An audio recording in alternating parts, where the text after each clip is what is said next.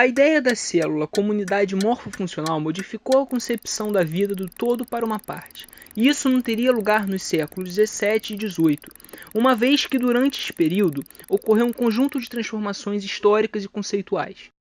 Por exemplo, além dos aspectos associados ao uso da microscopia na análise da célula, deve-se considerar as influências da disputa entre o pensamento mecanicista e vitalista para as explicações científicas sobre a vida. A concepção mecanicista se refere às teorias que afirmam que todos os fenômenos que se manifestam nos seres vivos são mecanicamente determinados e essencialmente de natureza físico-química. Essa postura se opõe diretamente às explicações vitalistas. O vitalismo é uma crença em que a vida é fundamentalmente diferente dos objetos inanimados, por ter algum elemento metafísico ou por serem governados por diferentes princípios desses objetos. Quando o vitalismo se refere explicitamente a esse princípio vital, geralmente dá-se o nome de energia vital ou impulso vital, um conceito quase semelhante ao da alma. Desde o início do século XX que os biólogos consideram o vitalismo refutado por evidências empíricas, o enquadrando então no campo da religião e não da ciência. No decorrer dessa síntese histórica, se tornou evidente que desde as primeiras observações da célula ao microscópio, diversas interpretações foram feitas sobre essa estrutura, influenciadas tanto pelo contexto de cada época quanto pelo conhecimento disponível. Porém, independentemente do que a célula significasse para os pesquisadores, a teoria celular colaborou para o estabelecimento mais consistente da unidade do mundo orgânico, busca que gerou muitas controvérsias científicas. As descrições de objetos microscópicos, feitas por grandes microscopistas como Antony van Leeuwenhoek, nos 150 anos após a primeira observação da célula, ocorreram mais por entretenimento do que por ciência propriamente dita. Pouca novidade foi descrita de 1740 a 1820, e as referências ocasionais feitas às células, nesse período, destacam mais as fibras e demais estruturas longitudinais do que as próprias células. Hooke foi o primeiro a observar uma estrutura que denominou célula. Porém, não se pode concluir que ele, assim como os outros microscopistas da época, vissem as células sobre a lente dos microscópios tal como a conhecemos hoje, uma vez que as estruturas representadas em seus desenhos eram designadas pelos mais diferentes termos. A palavra célula vem do latim cellula, que significa cubículo ou cela, e corresponderia à comparação, feita por Hooke, entre as pequenas cavidades visualizadas por ele e as celas ocupadas por monges em mosteiros. Com o conhecimento atual, essa analogia não faz sentido, uma vez que as células não são simples cavidades, mas um conjunto de estruturas e substâncias diversas. A concepção mecanicista foi reforçada pela síntese artificial de substâncias orgânicas no século XIX. A síntese da substância ureia em laboratório, no ano de 1828, foi a primeira demonstração da conversão artificial de compostos inorgânicos em uma molécula orgânica. Esse feito também contribuiu para um novo campo de pesquisa baseado na fisiologia e anatomia comparadas, que substituiu a noção de animal-máquina pela concepção de organismo como um todo, formado por mais do que a soma de suas partes. Era este o cenário da teoria celular. Theodor Schwann publicou a obra Investigações Microscópicas sobre a Estrutura e Crescimento dos Animais e das Plantas, que passou a ser conhecida como a teoria celular. Na obra, Schwann afirma que todos os tecidos animais e vegetais são formados por células. Os dois pilares da teoria celular de Schwann foram a constatação funcional do núcleo nas células animais e a admissão de que estas células originaram-se de maneira semelhante às células vegetais, com algumas diferenças. Percebe-se, dessa forma, que Sladen e Schwann tinham em comum a ideia da importância do núcleo para a célula. O fato de que tanto os animais como as plantas consistiram no mesmo elemento fundamental, as células, constitui uma peça adicional de evidência da unidade da vida e foi celebrado como uma das grandes teorias biológicas, a teoria celular. Tendo como base os estudos embriológicos com a célula-ovo, Schwann reduziu a concepção do organismo para a célula, localizando na própria célula a base de todas as funções vitais.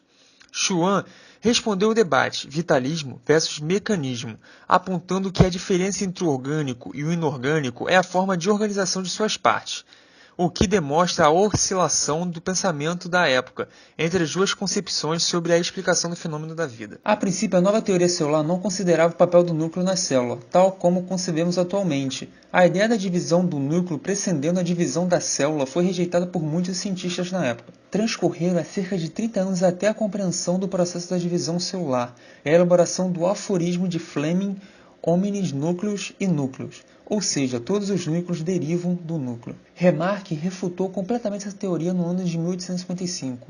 Isto se deu a partir de uma investigação sobre o desenvolvimento embrionário de rãs iniciada em 1852, na qual, além de mostrar que o ovo da rã é uma célula, todas as novas células eram resultantes da divisão de células pré-existentes. Virchow, igualmente ao contrário da geração espontânea, seguiu as conclusões de Remarque e demonstrou também que toda célula se origina por uma divisão de uma célula pré-existente, ao investigar tecidos normais e patológicos de homens e de outros animais.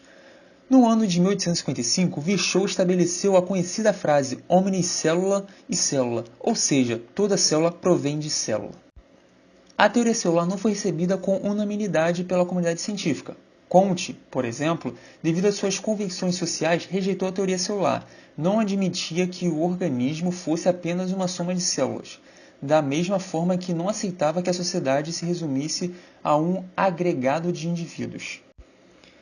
A teoria que todos os seres vivos são compostos por uma unidade de células microscópicas foi sendo construída ao longo de muito tempo, a partir da contribuição de diversos naturalistas e sob a influência de diversas concepções filosóficas. Nesse cenário de construção de teoria, observa-se claramente a disputa de ideologias, controvérsias, rupturas e continuidades. Depois de tantas descobertas e cientistas que passaram pela teoria celular, temos 3 pilares que sustentam. A primeira é: todos os organismos vivos são formados por uma ou mais células e pelas estruturas por elas produzidas. A segunda é: as células são consideradas unidades morfológicas e funcionais de todas as formas de vida. E a terceira e última é: todas as células originam-se de outra célula pré-existente, ou seja, todas as células apresentam capacidade de divisão. Louis Pasteur, um químico francês, realizou alguns dos descobrimentos mais importantes para a história da medicina. O Instituto Pasteur é um dos mais importantes no campo das enfermidades infecciosas e no desenvolvimento de novos medicamentos para combater a gripe, as perigosas enfermidades tropicais e a AIDS. Tudo começou em 1856, devido ao encargo da indústria alcoólica francesa. Uma vez ou outra, a solução fermentada da beterraba não produzia o álcool desejado. No lugar disso, se conseguia um líquido turvo e ativo. Uma triste experiência tanto para a degustação quanto para a conta bancária. Pasteur tomava constantemente tratando de descobrir qual poderia ser a causa. E naquele tempo, os microscópios com iluminação eram capazes de conseguir um aumento de 1000 vezes, permitindo uma visão detalhada dos micro-organismos. Olhando através do microscópio, Pasteur descobriu que a bactéria da levedura fermentava o suco da beterraba, produzindo álcool, enquanto a bactéria branca do vinagre consumia esse álcool. A amostra se associava com criaturas microscópicas, bactérias de vários tipos. Desta maneira, Pasteur pôde demonstrar que os germes provêm do ar e se dispersam pelo líquido em fermentação. Ele também descobriu que estragavam o leite, a menos que o mesmo fora fervido. Este feito produziu o que em sua honra se chamou de processo de pasteurização. Na atualidade, as amostras originais da fermentação alcoólica de Pasteur se conservam em seu laboratório. Sua investigação o fez pensar que se as bactérias causam a enfermidade do álcool, talvez poderia fazer também com que as pessoas ficassem doentes. Então, se identificassem essas bactérias, se poderia combatê-las. Milhares de pessoas morreram ano após ano mordidas por cães raivosos. Em 1880, Pasteur investigou os agentes patogênicos que causavam a raiva. Mas foi em vão, já que se produzia um vírus no organismo infinitamente menor que as bactérias. Doesn't work. Nothing works. We've been following the same procedure that we did with anthrax. which only shows how little we know about disease. Nature's far too subtle to repeat herself. A Revolução Pasteuriana teve um desdobramento com o surgimento dos antibióticos. Não era apenas possível conhecer a causa das doenças infecciosas, era possível curá-las também. Com o tempo, porém, o binômio agente infeccioso revelou-se insuficiente para explicar o complexo mecanismo das enfermidades. Ficou claro que o meio ambiente, físico, socioeconômico, cultural, desempenhou um papel importante nessa conjuntura. Quando Pasteur atribuiu a fermentação a micro-organismos, o químico alemão Justus von Liebig replicou: "Isto é o mesmo que dizer que a torrente do Reno é causada pelo movimento das rodas dos moinhos." Contudo, os êxitos de Pasteur e de seus numerosos discípulos não deixavam dúvidas sobre o acerto de suas teorias. Pela primeira vez na medicina, identificava-se a causa das doenças. Mais que isso, era possível produzir agentes imunizantes capazes de evitá-las. Tais possibilidades representavam um apelo irresistível. No Brasil, foram numerosos cientistas que voltaram-se para o campo da microbiologia. Entre eles, estava um médico que no fim do século XIX estagiou no Instituto Pasteur, Oswaldo Cruz. Cães raivosos tentavam se mover em todas as direções e então entravam em um estado letárgico e excretavam grandes quantidades de saliva antes de morrer, vítimas de uma terrível agonia. O vírus da raiva se expande lentamente através dos cordões nervosos da medula espinhal, chegando até o cérebro. Nos seres humanos se produz também umas contrações terrivelmente dolorosas. As pessoas que contraem raiva não conseguem engolir e beber algo provoca espasmos na laringe, o que futuramente pode levar à morte. Em 1885, Pasteur atendeu a um menino de 9 anos que havia sido mordido 14 vezes por um cão raivoso. Sua morte era inevitável. Pasteur enfrentou uma difícil decisão. Ele havia desenvolvido uma vacina a partir da medula espinhal de coelhos raivosos e conseguiu com sucesso injetar essa vacina em outros animais. Porém, qual seria o resultado nos seres humanos?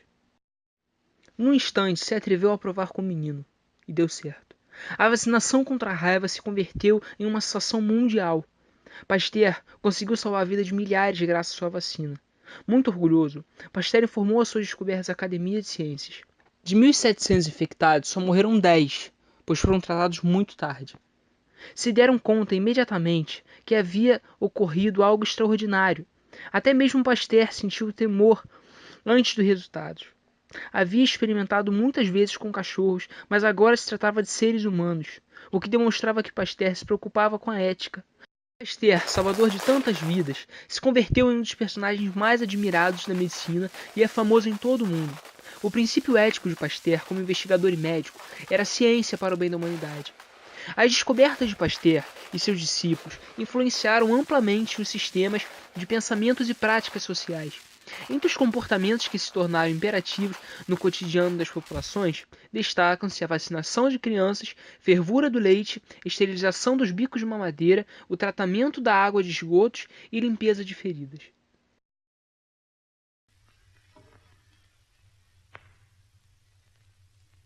You young men, doctors and scientists of the future, do not let yourselves be tainted by a barren skepticism, nor discouraged by the sadness of certain hours that creep over nations. Do not become angry at your opponents, for no scientific theory has ever been accepted without opposition. Live in the serene peace of libraries and laboratories. Say to yourselves first, what have I done for my instruction? And as you gradually advance, what am I accomplishing? Until the time comes when you may have the immense happiness of thinking that you have contributed in some way to the welfare and progress of mankind.